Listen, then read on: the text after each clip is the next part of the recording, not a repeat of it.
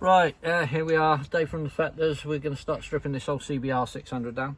I've just loosened off the bleed screw for the coolant here. So we're going to try and collect most of the fluid in this here bottle, this container. It's not coming out. If you could take the radiator cap off, please, cameraman. Oh, that's all water. There's no antifreeze in it. Look, one has to be careful. I'm just going to ratchet this off, this old Jubilee clip, and get the bottom hose off. So you just take this bolt off of this clip here as well, and take off the hose completely, get it out of the way. Huh? It's flashing all over me. I hope you're not filming this, cameraman. Are you moaning?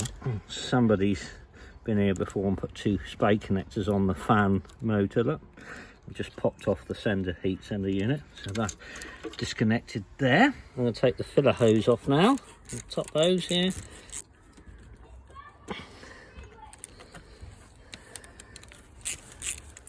Oh, there you go. Can make the radiator cap. I've just got one bolt, the radiator, a couple of Allen bolts there.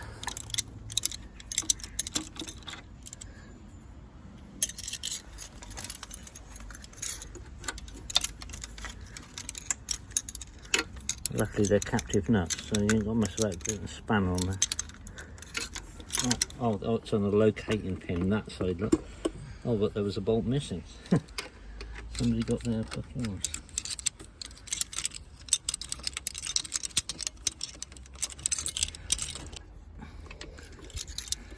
Okay, up.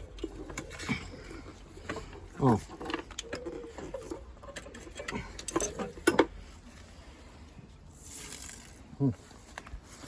One radiator. So that's the coolant drained and the radiator off.